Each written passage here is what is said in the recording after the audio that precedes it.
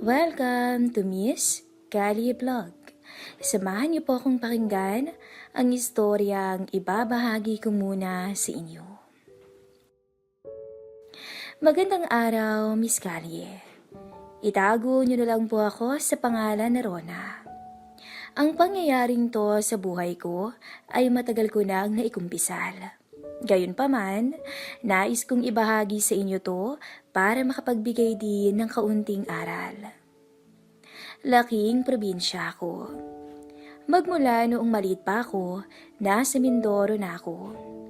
Ang laki nga ng inggit ko sa ate Raquel ko. Siya kasi nakapag-asawa sa Maynila, kaya nakaalis siya sa probinsya namin. Ang problema, buhat ng manirahan sa Maynila ang ate Raquel, hindi na siya nagparamdam. May iniwan naman siyang papel sa amin na may address at telepono niya. Pero masyadong mahirap ang buhay para matawagan namin siya noong nawala si Inang. Basta ang alam namin, may pamilya na siya sa Maynila. Si Ate Raquel at si Inang lang ang kakampi ko sa bahay. Magmula nang mawala sila, nagpasya akong pumunta sa Maynila. Kahit na hindi ko alam kung sasapat ba ang pamasahe ko. Pagkalibing ni Inang, nagpasya akong pumunta sa bayan para magtanong kung papaano bumiyahe papunta sa Maynila. Natapat naman ako sa mabait na konduktor. Cute din siya at may malalim na biloy sa isang pisngi. Sakto yung lugar na pupuntahan mo. Malapit lang yan sa bahay ko. Kaso kukulangin yung pera mo, Rona. Pagbaba kasi ng bus, may babayaran ka pang mga jeep para marating ang lugar na yan. Ilang oras ang biyahe natin. Siguradong magugutom ka rin. Nalungkot ako sa sinabi sa akin ni Telmo. Yun daw ang pangalan niya. Nakakalungkot na sa laki na ng pera kong dala, hindi pa pala sapat yun para makapunta ako sa Divisoria, Manila. Doon kasi ang nabanggit ni Ate Raquel na tinitirahan niya sa Maynila. Nasabi rin sa akin ni Teo na bakit daw ako pupunta sa lugar na hindi naman ako pamilyar. Kahit wala naman kasiguraduhan na makikita ko ang kapatid ko. Pinaliwanag ko sa kanya sa mabilis at simpleng paraan ang dahilan ko. Tumango-tango siya habang humihit-hit ng sigarilyo. Malalim akong bumuntong hininga at minasdan na lang sa malungkot na paraan ang bus na sasakyan pa Maynila. Naisip ko, kailangan ko pang maglaban ng 4 na araw para makuha ang sinasabi ni Telmo na perang dapat dala ko patungo sa lugar na hindi pamilyar sa akin. Kung gusto mo, ipapakiusap na lang kita kay Manong Julio. Siya yung driver ng bus na yan. Biglang sabi ni Telmo. Pwede ba yun? Oo naman. Walang gatol niyang sagot. Nilapitan niya ako at binulungan. Basta kunwari, kasintahan kita na nakilala dito. Sandaling nanlaki ang mga mata ko bago ako pumayag. Gustong-gusto ko na kasing mabago ang buhay at paligid ko. Siguro para sa ilan, isang katangahan ang ginawa ko. Ni hindi ko nga naman kilala si Telmo, pinagkatiwalaan ko na. Pero para sa akin, desperadong kilos ang sagot kapag kailangan. Tsaka sa tingin ko naman, mabait yung konduktor. Madali naming napapayag ang driver na si Mang Julio. Palangiti nga siya at palabati. Biniro niya kami agad. In-interview din niya kami. Buti na lang, napag-usapan na namin ni Telmo ang mga isasagot. Nilibre din kasi ako ni Telmo ng kanin at ulam bago kami sumampa sa bus. Kaso, dumating ang punto na nabanggit sa akin kanina ni Telmo. Napuno ang bus at kailangan kong tumayo kasi libreng pasahero lang ako. Tinutuon naman ng konduktor ang sinabi niyang aalalayan niya ako. Madali kong nakagamayan ang pagtayo habang umaandar ang bus. Presko pa nga.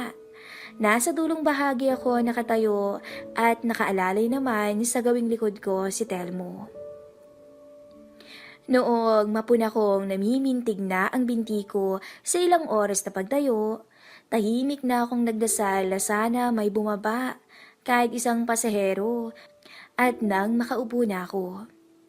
Kaagad namang dininig ang dasal ko. Pumara ang 3 pasahero na nakaupo sa likuran namin ni Telmo.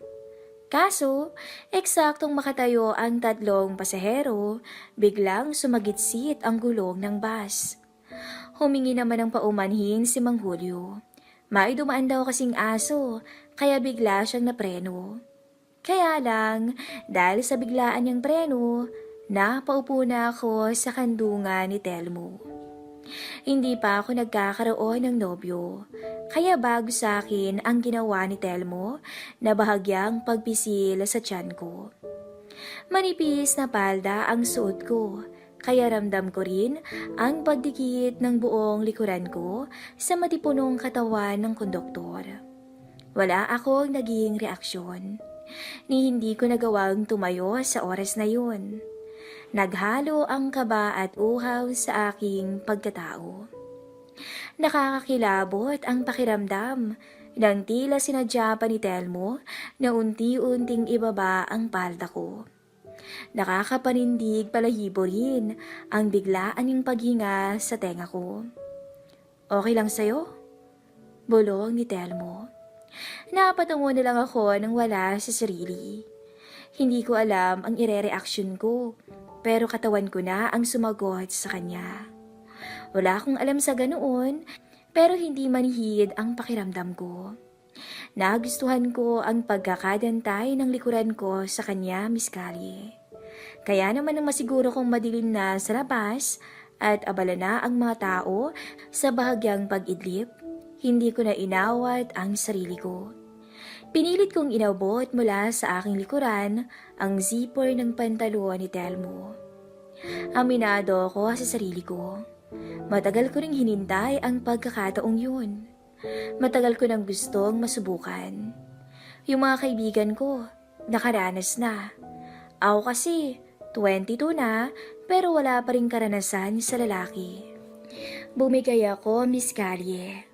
Tuluyan akong nawala sa sarili nang masuyo niya akong hinalikan. Tsaka ko lang napansin na ang bus pala na yon ay may kortinang harang. Maaari yung iharang ng bawat taong nakaupo dahil nga mahaba ang biyahe sa Maynila mula sa probinsyang pinanggalingan ko. At sa bus na yon, habang umaandar, pinatamasa sa akin ni Telmo ang hinahanap kong karanasan.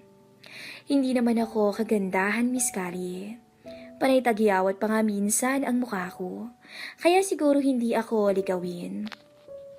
Kaya yung nangyari sa amin ni Telmo, labis na ang kasiyahan ko doon kasi gwapo siya. Minsan lang naman ako naging mapusok, tsaka para akong bababaliw sa kiliti at kilig na aking natamasa. Paano ko pa aawatin ang sarili ko? Mahusay si Telmo.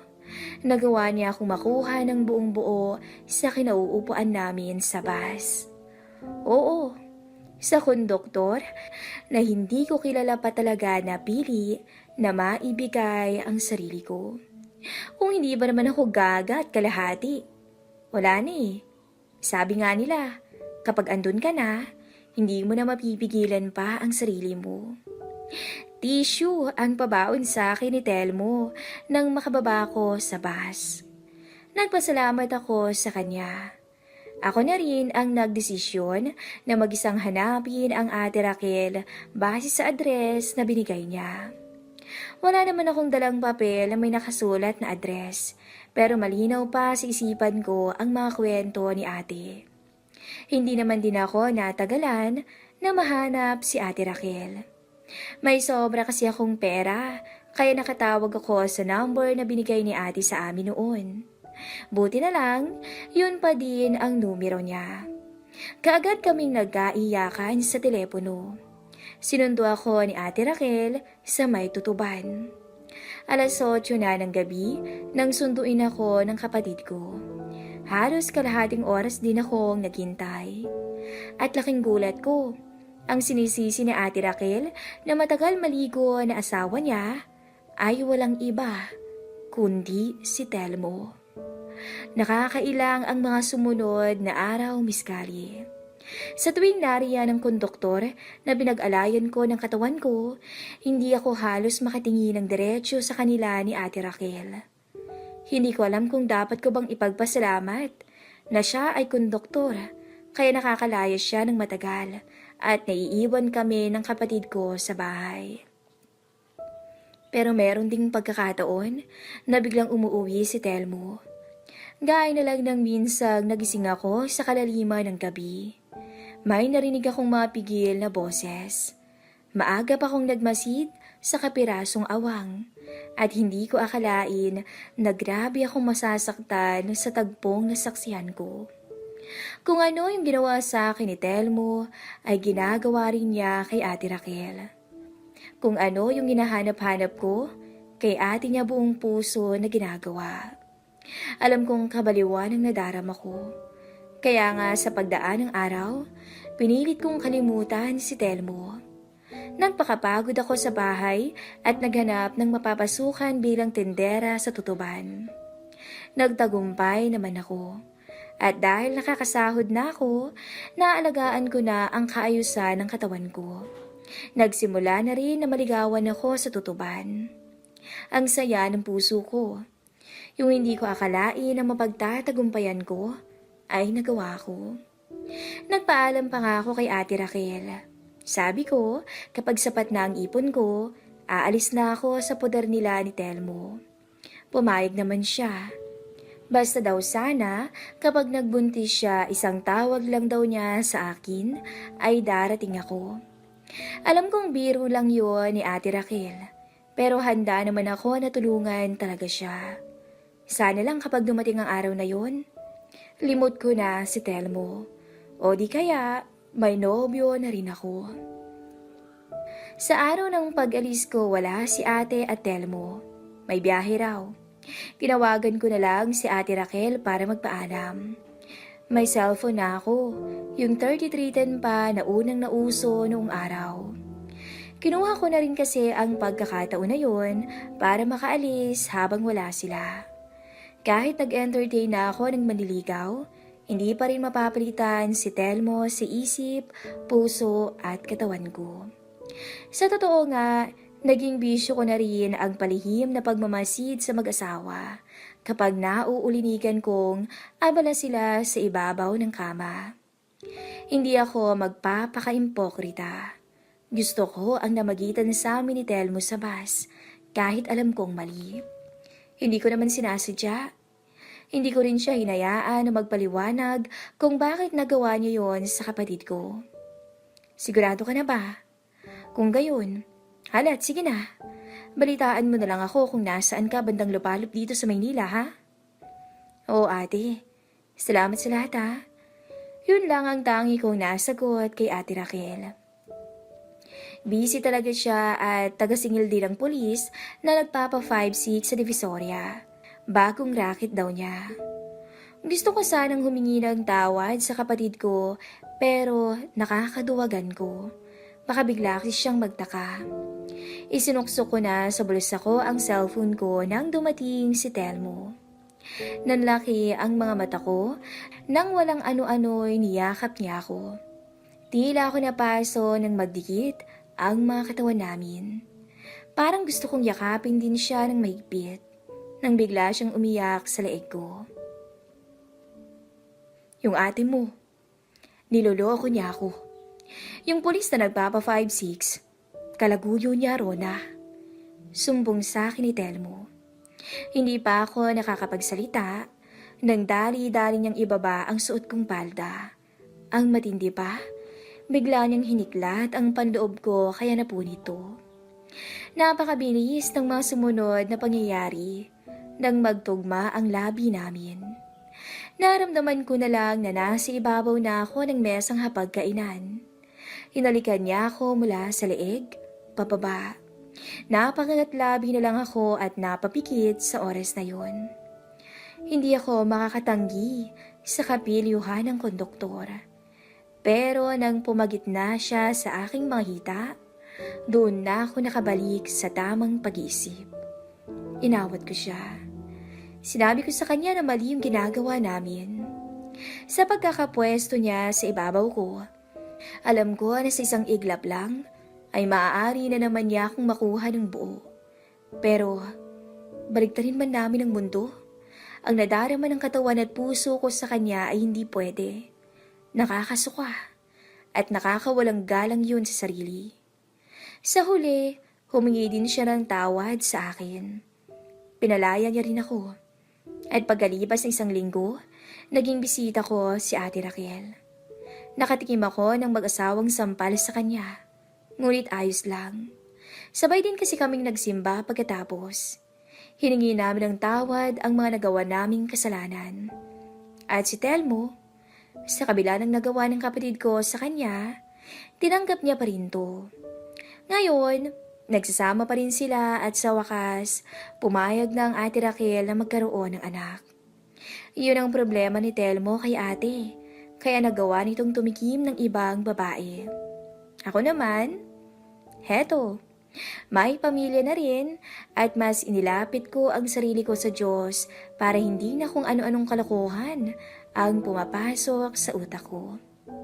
Hanggang dito na lang po ang aking kwento. Salamat sa mga nakinig at natuto sa aking karanasan.